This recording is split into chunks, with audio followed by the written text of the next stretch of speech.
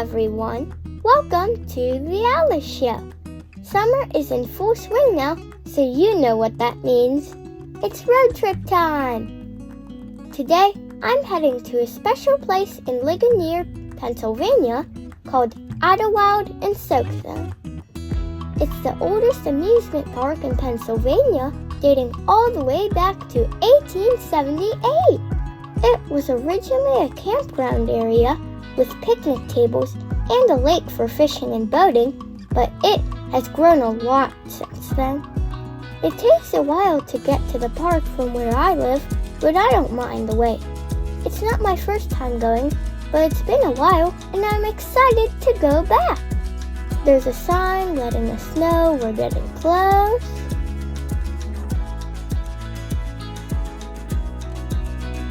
And there's the entrance!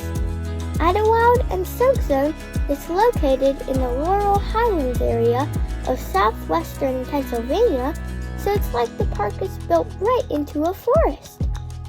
It gives the park a beautiful, natural charm that's hard to find elsewhere.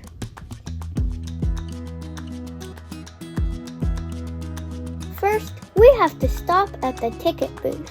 We bought our tickets online before going to the park, so we just have to show them at the booth. Hello. Looks like we're good to go. We got our wristbands, a park map, and a schedule for the day. Now that we've parked, it's time to check out the first attraction, Storybook Forest.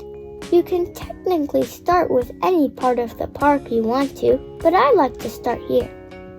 There's a giant book, and you walk through the pages to enter. Take a look at that nice artwork. Inside, there's Mother Goose.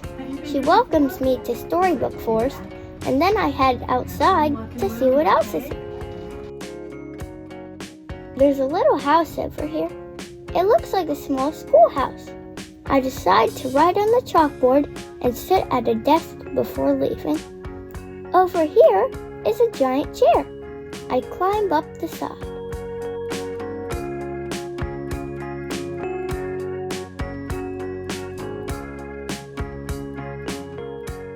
I found a crooked house and everything inside is a little bit crooked, except for that fire extinguisher over there. Everything in Storybook Forest is supposed to be based on a classic story or fairy tale, but sometimes I'm not sure what it is.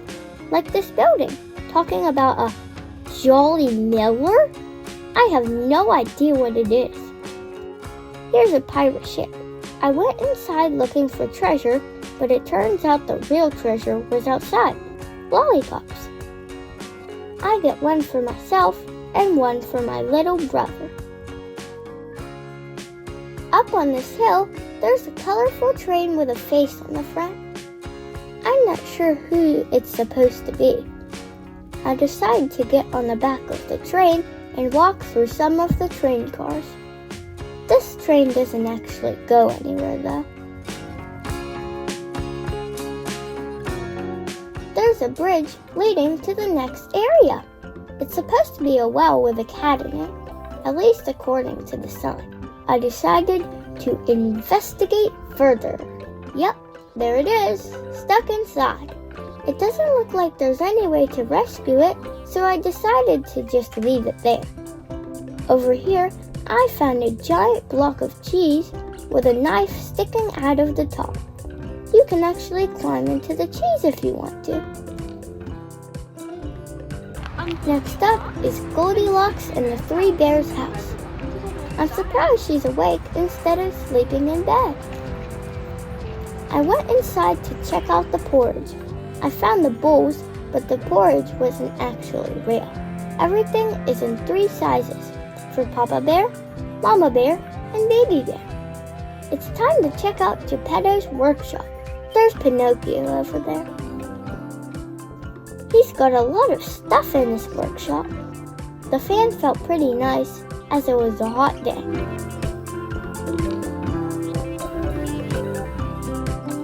Next is a giant chute. There's supposed to be an old woman living in it, but it looks like she had the day off.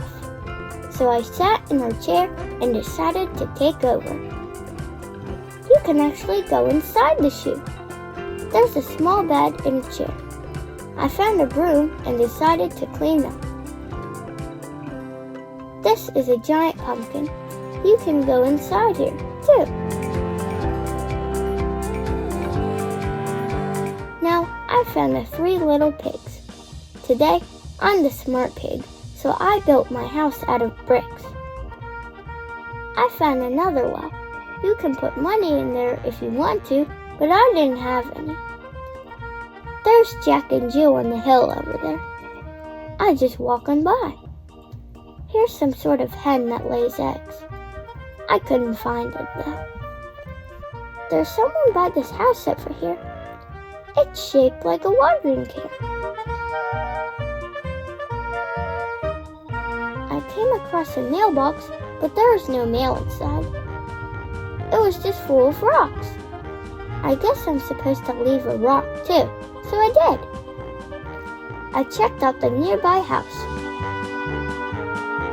A wolf was in bed, but dressed like a grandmother. I used to be scared of this when I was little, and I'm still scared today. Next up, I came across Snow White. I guess that's the house where the 7 dwarfs live, back then. What is your name?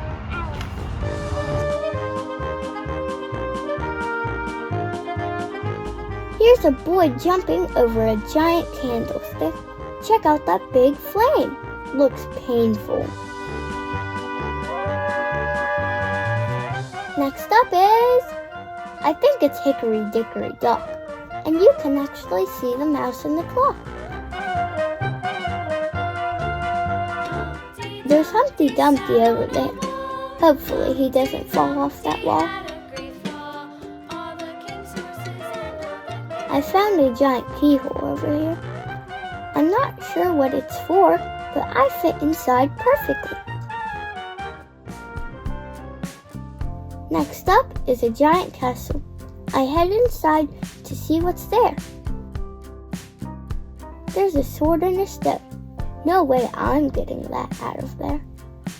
There's a dragon over here. I think it says Duke on it. I found the throne in the castle, but nobody was there. So I decided to take over the kingdom. Now I'm in charge! To exit Storybook Forest, you have to pass through a gift shop. It's up to you if you want to buy anything though.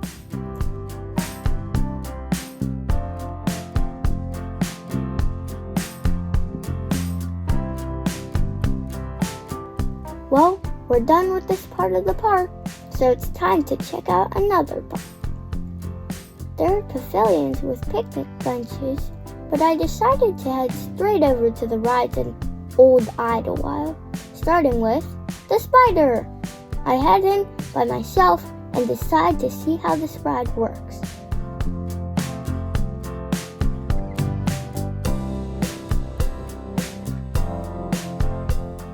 The ride rotates counterclockwise and each individual passenger car spins around too. There are 6 arms, and as each arm rotates around, it goes up and down. The ride is over. That was easy, but I was very scared. I wish I could do it again, but there are so many other things to see and do, too.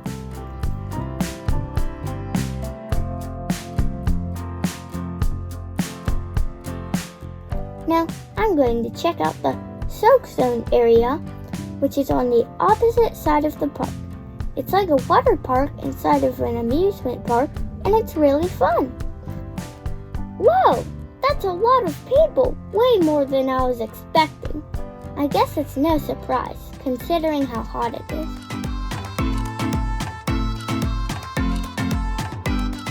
I changed into my swimsuit, and it's time to play in the water. There are a few different parts in SoakZone. This area is one of the safer areas for younger children. There's shallow water to swim in, waterfalls, and water spraying everywhere.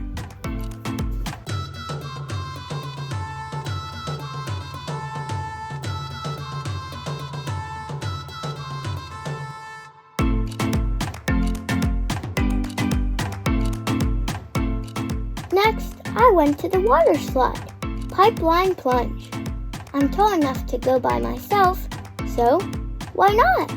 You have to walk up some stairs to the top of these pipes, then ride an inner tube through total darkness, riding the water and curving around and around until you finally make it out the bottom. Well, I did it. There I am, coming out of the pipe.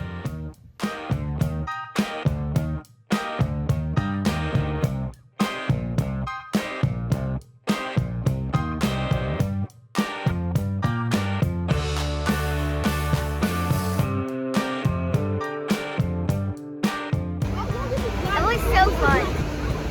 Can I go again? My mom let me go again. It was even better the second time. After that, I went to the Floataway Bay Lazy River. It was pretty crowded, but I eventually got an inner tube to float around it. It's pretty straightforward. You just float around in a pool in a loop with a light current for as long as you want. There weren't enough inner tubes for everyone, so some people just walked or swam around.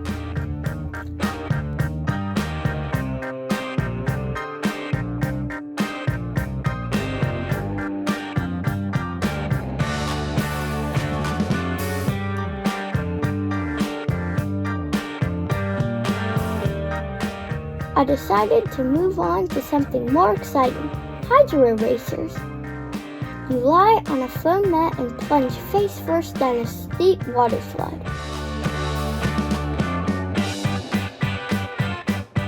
I went in the far lane here.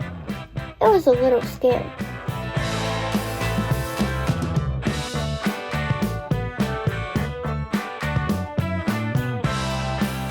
Next, we went to this bucket. It fills up with water, and then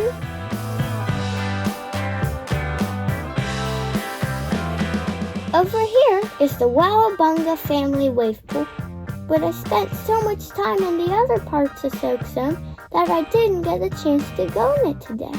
It's like a normal swimming pool with a shallow end and a deeper end, but sometimes it generates waves and feels like the ocean. Well, maybe next time. I went back to the rides and found this merry-go-round. I figured it would be a nice way to relax after spending the afternoon in SoakZone. I think I got the most beautiful horse in the ride. It's very elegant. According to the Sun, this carousel is almost 100 years old. I took another walk, this time over to an area called Raccoon Lagoon. There's a long bridge leading into the area. The bridge goes over the water here.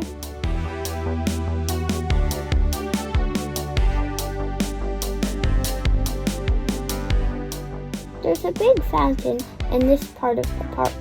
It looks really nice. I decided to get on this ride here, called Idlewild. Raccoon Lagoon is mostly for younger children to enjoy rides that aren't big or scary. I'll probably be too tall soon, but I'm okay for today.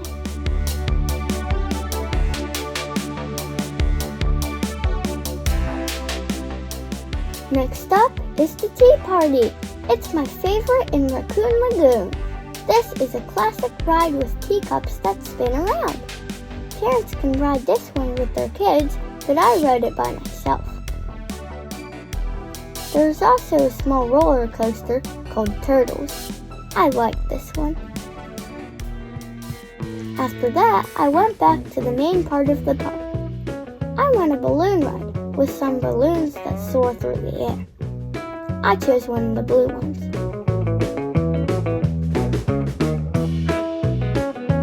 There's also a paratrooper ride that involves spinning through the air. This is Roundup. It looked really scary since you go up so high while spinning around.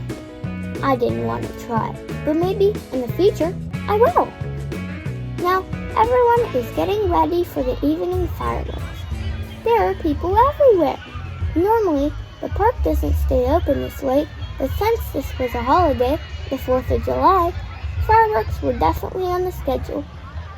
It's getting darker already, and we'll be starting off the fireworks show by singing the national anthem, the Star-Spangled Banner.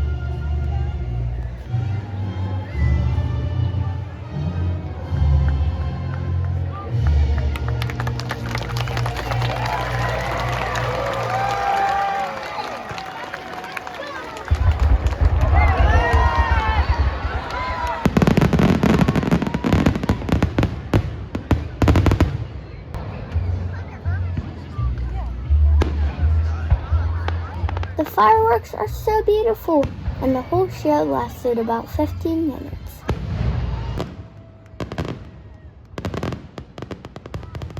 My favorite part of the fireworks show is the grand finale. They launch so many different kinds of fireworks, and it looks magnificent.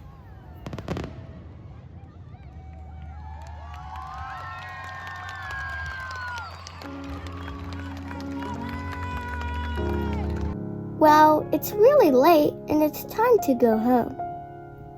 I didn't get a chance to see everything at Idlewild, but hopefully I can go back again soon to check out the rest. I had a great time there today, and I hope you can visit it someday too. Thanks for watching. See you next time. Bye!